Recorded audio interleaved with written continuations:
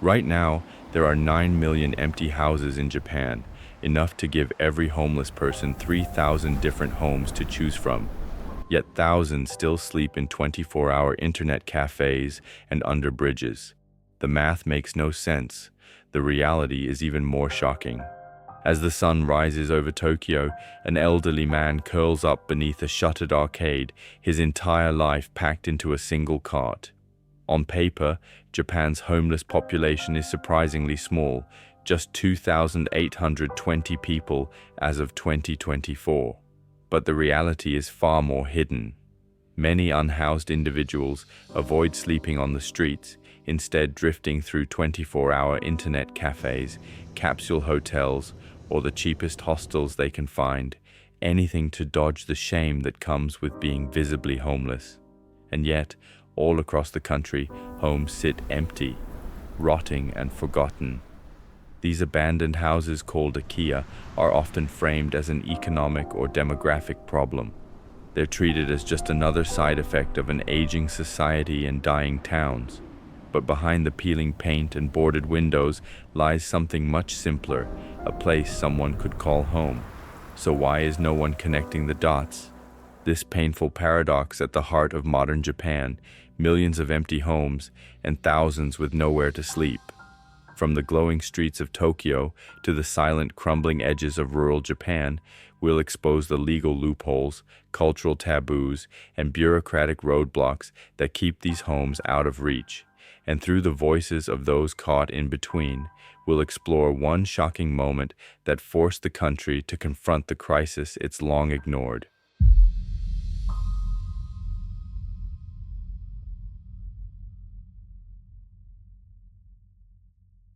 Despite what seems like a simple solution, a maze of barriers keeps Japan's empty homes from becoming shelters for the homeless. Legally, an abandoned house isn't free. Every Akiya still has an owner, often a distant heir who can't be reached or refuses to take responsibility. Some heirs even reject the inheritance altogether, unwilling to deal with the burden of taxes, repairs, or red tape. Without consent, no one, not even the government, can repurpose these homes. Sorting deeds, getting renovation permits, and navigating outdated property laws turns each home into a legal dead end. Culturally, Japan prefers new over old. Homes here rapidly lose value and are often torn down after just 30 to 40 years. Older houses carry a stigma. They're seen as inefficient, unlucky, or tied to death and decay. Even giving them away can be hard. Most people would rather live in a cramped modern apartment than restore a 50-year-old farmhouse in the countryside. And restoring them isn't cheap either. Many Akiya are unlivable. Rotting beams, moldy walls, and sometimes no plumbing. Renovating can cost more than the house is worth. There's a lot of hype around cheap homes, but turning them into safe housing takes serious money and skill. Even demolition can backfire. Japan's tax code actually punishes owners for tearing homes down, leading many to leave crumbling structures in place just to pay less tax. Then there's geography. Over 80% of Japan's homeless population lives in major cities like Tokyo or Osaka, close to soup kitchens, clinics, and day labor jobs. But the homes are empty in the countryside, places with no support and no work.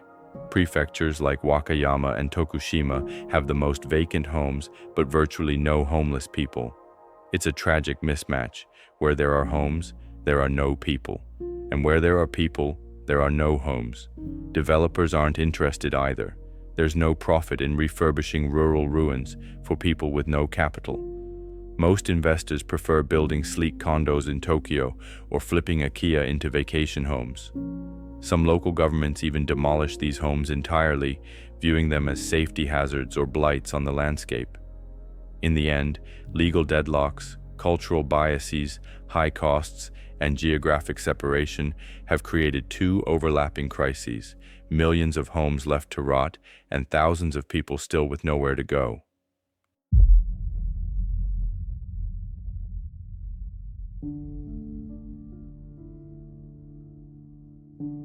On a cold December morning in 2024, the abstract crisis of homelessness in Japan erupted into harsh reality. In Osaka's Nishinari ward, police and city officials flooded the streets of Kamagasaki, a neighborhood long known as a refuge for day laborers and the homeless. By 7 a.m., nearly 500 personnel, some in full riot gear, had cordoned off the area around the old Aaron Labor Center, a once vital hub for support services before it shut down in 2019. Their mission was clear: dismantle the homeless encampment that had quietly taken root there. Those living in tents and makeshift shelters, many in their 60s or older, were told to pack up and leave. Some pleaded, asking where they were supposed to go. Others silently gathered what little they had.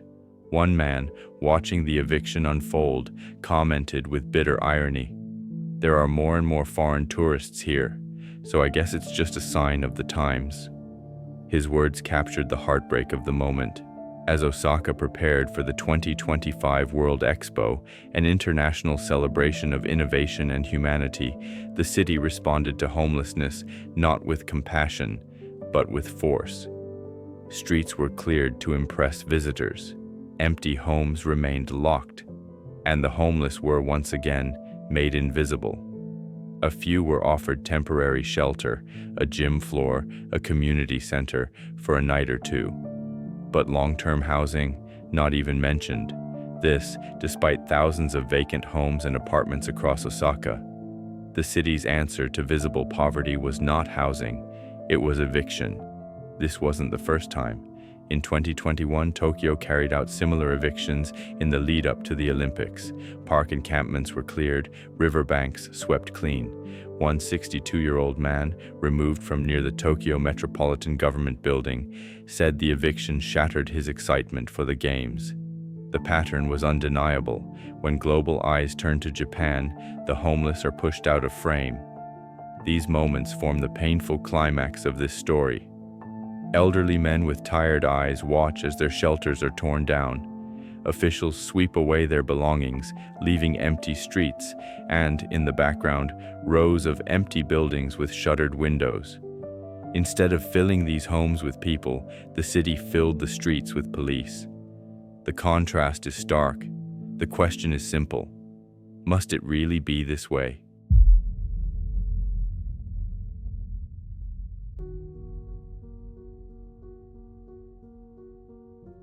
The standoff in Osaka made the crisis impossible to ignore. So, what's actually being done to bridge the gap between empty homes and those with nowhere to sleep? On paper, Japan has made real efforts to tackle its vacant housing problem. Many prefectures have launched Akiya banks, online databases listing abandoned homes, some available for little to no cost. In towns like Okutama, west of Tokyo, you can get a house for free if you're under 40 or a couple with young children and willing to live there for 15 years.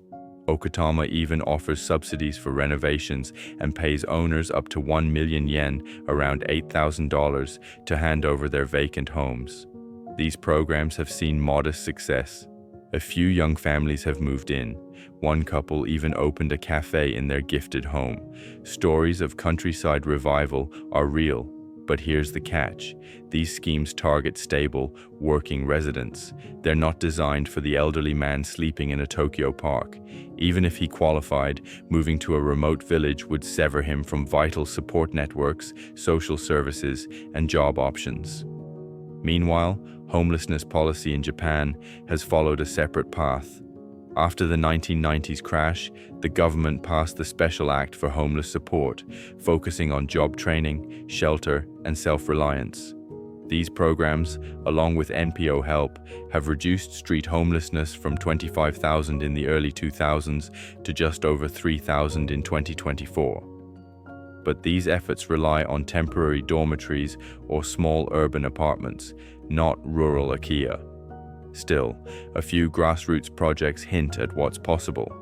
In Tokyo, the Sukuroi House repurposes a once-abandoned building into transitional housing for homeless people. Run by activist Tsuyoshi Inaba, it sheltered 40 to 50 individuals per year, helping them rebuild their lives. In Osaka, some NPOs rent old homes as group shelters, providing not just roofs, but a mailing address, critical for jobs and aid. These projects are small, underfunded, but deeply human. The government has also cracked down on long-neglected homes. A 2023 law removes tax breaks from severely decayed Akiya, pressuring owners to act. Starting in 2025, cities can label properties poorly managed and strip tax discounts, hopefully forcing more homes back onto the market. But again, this is cleanup, not a housing-first policy.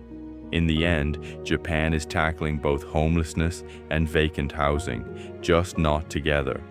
But with a shrinking population and mounting pressure, voices are growing louder.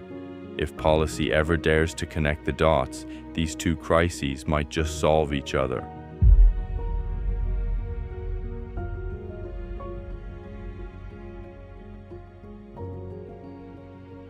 Japan's crisis of empty homes and rising homelessness isn't just a policy failure, it's a moral question. On paper, the math is simple. Millions of vacant houses and just a few thousand people without shelter. But the truth lies in the space between laws, budgets, and deeply ingrained beliefs about who deserves a home. That space is growing. By 2033, 1 in 3 houses in Japan could sit empty. Imagine entire neighborhoods hollowed out, ghost towns with cracked windows, collapsing roofs, and no life inside. Meanwhile, the homeless population, though shrinking, is aging fast. The average homeless person in Japan is now 63 years old. Many are in their 70s, living in parks and under bridges, quietly enduring. In one of the wealthiest nations on earth, should anyone spend their final years without a roof? The paradox is painful, but not unsolvable. Look at Finland. Its housing-first model, providing homes unconditionally, nearly eradicated chronic homelessness. They treated housing not as a reward, but a foundation. Could Japan do the same? With its vast supply of Akiya, the opportunity exists. These homes, seen now as burdens, could become lifelines if there's the will to act. That would mean big changes, legal reform to ease property conversions, government funding to renovate homes, a public shift in mindset from seeing aid as charity to seeing it as dignity. It might start with a pilot, refurbish a block of empty homes and offer them to those coming off the streets with wraparound support. Or incentive programs to help struggling youth, like net cafe refugees, relocate to towns with housing surplus and build new lives. The status quo is easy, but it leads to what we saw in Osaka and Tokyo, homes padlocked and police clearing out people instead of offering them a place to sleep. Those scenes sparked public outcry and maybe, just maybe, a shift in perspective. Because this isn't just Japan's story. It's a mirror for every rich nation facing the same contradiction: homes without people and people without homes. As we close, we invite you to reflect. Should a house be just an asset or a basic human right?